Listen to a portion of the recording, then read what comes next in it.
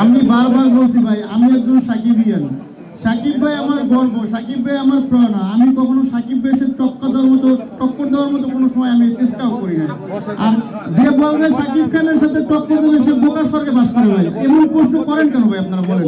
সাকিব ভাই 26 বছর কষ্ট করে আজকে মেগাস্টার হয়েছে, তার সাথে টক্কর দেওয়ার মতো বাংলাদেশে এমন কেউ নাই। আর আমি তার প্রতিদ্বন্দ্বী কখনোই মনে করবো না। আমি তার একজন ভক্ত সাকিবিয়ান, বাস এটাই।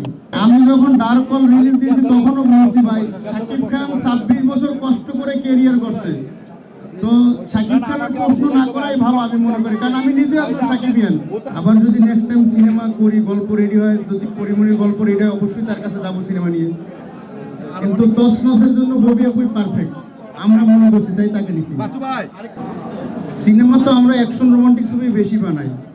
এই সিনেমাটার ভিতরে অ্যাকশন, রোমান্টিক, কমেডি সবকিছুই আপনারা পাবেন। আর দেশের জন্য তো অবশ্যই মেসেজ থাকবো। আমি পিছে ডার্ক কল সিনেমা বানিয়েছি, আপনারা দেখছেন। ডার্ক কল সিনেমা তো সবাই দেখছেন, এখানে দেখছেন না যারা সাংবাদিক আছেন? মেসেজ ছিল বাংলাদেশের জন্য, তো অবশ্যই তসনসেও বাংলাদেশের জন্য মেসেজ থাকবে, সমাজের জন্য মেসেজ থাকবে। আর গল্পটা ববি আপু অসংখ্য পছন্দ করেছে, সে বলছে এটা প্রত্যেক পাড়ে পাড়ে মেসেজ আছে, তো একটু ওয়েট অ্যান্ড সি। আমি কোনো ইন্টারভিউতে কখনোই বলি না যে বিদেশের বাইরে নিয়ে, বিদেশের নায়িকা নিয়ে আমি সবসময় না না না বলছি, যদি বাংলাদেশের নায়িকার সাথে বেড়ে বলে না মিলে তখন অবশ্যই আমরা বিদেশ থেকে নায়িকা নিয়ে আসবো, এরকম বলা হয়েছে।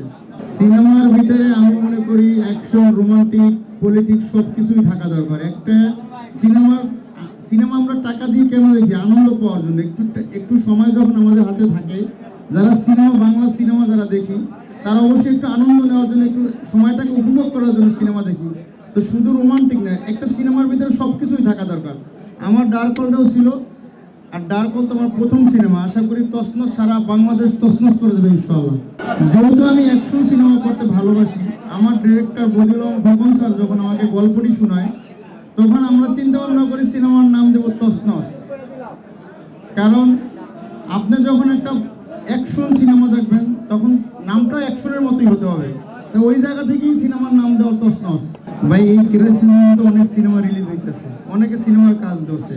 আর যেহেতু মুন্না খান মাল্টিমিডিয়া, মুন্না খান শুধু অভিনেতা না, মুন্না খান একজন প্রযোজক। মুন্না খান মাল্টিমিডিয়া প্রযোজনা প্রতিষ্ঠান থেকে 100 মিউজিক্যাল ফিল্ম এর উপরে রিলিজ করা আছে মুন্না খান মাল্টিমিডিয়া ইউটিউব চ্যানেলে। আমার একটি নাটকের চ্যানেল আছে, মুন্না খান ড্রামা। যেহেতু প্রযোজনা করি, আমার বাংলাদেশে কোনো বিজনেস নাই, আমি বাইরে বিজনেস করি। তো সেই ক্ষেত্রে আমি যেহেতু প্রযোজনা করি, আমার সিনেমা বানাতেই হবে। সিনেমা বানানো আমার নেশা, সিনেমা বানানো এখন হয়ে গেছে আমার পেশা। কারণ সিনেমাকে আমি ভালোবাসি, সিনেমার মানুষকে আমি ভালোবাসি। তো সেই জায়গা থেকেই সিদ্ধান্ত নেওয়া যে আমার নেক্সট সিনেমা তসনস বানাবো। আরো সিনেমার ঘোষণা আসতে আছে ইনশাআল্লাহ, দেখা যাক। অলরেডি আন্ডার প্রসেস, গল্প রেডি হইতেছে। আসলে কোনো ব্যবসায়ী প্রফিট চিন্তা করে বিজনেস করে না, ব্যবসায় লাভও আছে, লসও আছে, এই হিসাব করে আমরা কাজ করি। পিছন থেকে বলছে বাজেট কত সিনেমার, বদিউল আলম খোকন 34টা সিনেমা বানিয়েছে, আপনার কত টাকা মনে হয়েছে বাজেট? সিনেমায় ইয়াসমিন হক ববি আছে, সুপার হিট নায়িকা, একদম প্রথম সারির নায়িকা। আমাদের মিশা ভাই আছে, আলেকজান্ডার বউ আছে, একদম নিচ থেকে উপর পর্যন্ত আসছেন।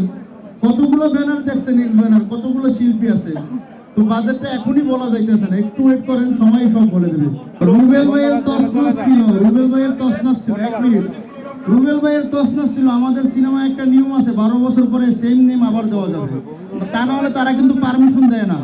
আর রুবেল ভাইয়ের তসনস থেকে প্রেরণিত হয়ে আমি তসনস, নতুন যুগের তসনস বানাইতেছি। ধন্যবাদ রুবেল ভাইয়াকে যে এত সুন্দর একটা নাম। আমি তসনস নিজে সিনেমা হলে গিয়ে দেখেছি। আমি বারবার বলছি ভাই, আমি একজন সাকিবিয়ান। সাকিব ভাই আমার গর্ব, সাকিব ভাই আমার প্রেরণা। আমি কখনো সাকিব ভাইয়ের সাথে টক্কর দেওয়ার মতো কোনো সময় আমি চেষ্টাও করি না। আর যে বলবে সাকিব খানের সাথে টক্কর দেবে সে বোকার স্বর্গে বাস করে ভাই। এমন প্রশ্ন করেন কেন ভাই আপনারা বলেন? ভাইয়া আপনারা বারবার কিন্তু সাকিব ভাইয়ের কথা বলছেন। আমি একজন সাকিবিয়ান ভাই। আমি যখন প্রথম সিনেমা রিলিজ দিয়েছি তখনও বলছি আমি একজন সাকিবিয়ান। সাকিব খানের এমন কোন সিনেমা নাই যে আমি না দেখছি। প্লিজ ভাই এই প্রশ্নটা করবেন না আপনারা। ঠিক আছে, ধন্যবাদ ভাইয়া, সবাই ভালো থাকবেন।